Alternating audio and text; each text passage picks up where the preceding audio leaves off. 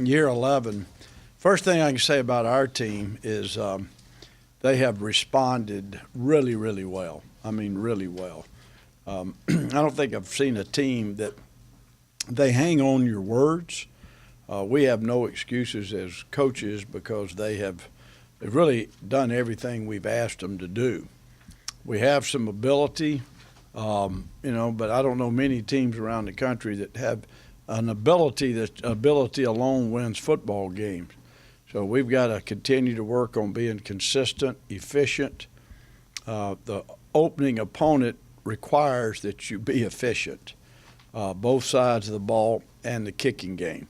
They're an extremely well-coached team at Army, and they execute extremely well. So big challenge to stop a four-down attack, and that's what they do. They led the country in fourth down conversions a year ago, and they got a defense that thrives on putting you in bad down and distance and do a great job of pressuring quarterbacks. So, again, I think for us, we've just got to be a very consistent team. We've practiced well.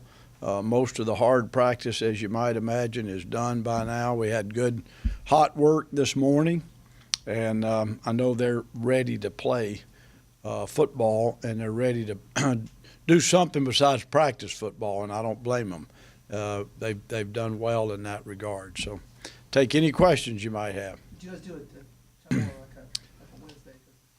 Well, we had our Tuesday practice Sunday morning. We got them up at 5:30. We did a pre-church practice Sunday morning. We asked for forgiveness, and we were given that. And then we turned around and had the first day of school was yesterday, and we never practice on a Monday to start an academic week. So we actually gave them the complete day off yesterday. So we were able to turn our Tuesday today into our Wednesday practice. That's a long answer, but it's, you know how I get with these short weeks. I'm not really sure or sold that it is Tuesday, but it was our Wednesday practice. Playing this game on Friday when there's the layers. I haven't talked with them about it. We're all very aware of it. When ESPN asks you to play these games, you're going to get good exposure. I don't love playing Friday nights when high school football teams are playing, but we have television contracts, and we're going to certainly, when we're asked to do something, we're going to follow suit. But I'm excited because I think this one being Labor Day weekend gives people a great opportunity to come to a football game Friday night, and if they want to have Labor Day weekend off to go do something, they can. Maybe as much as the national scene, I'm hoping Durham comes out. I mean, what a great opportunity to start a holiday weekend. This is Durham night, and to be honest with you, this is year 11, and I know one thing our football program's done. We've been very appreciative of how Durham has embraced us. We got a lot of friends in this community, and I'm counting on a home field advantage. I really am. What we do from a television standpoint, I expect us to play well.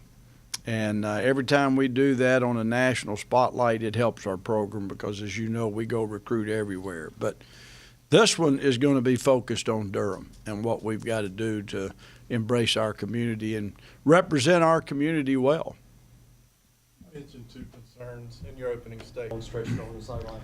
Yeah, I think the thing that pops in everybody's mind is you're concerned about your defense.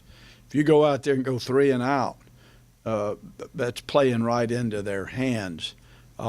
We stayed on the field a year ago offensively, which was good to see. We just didn't produce as many points as we would like. The entire time, and you guys don't see it, but, I mean, literally the entire time the other side of the ball is on the field, coaches are working with offensive players. It's rare that much of a possession they get up and just watch. So that is kind of a constant teaching, adjusting.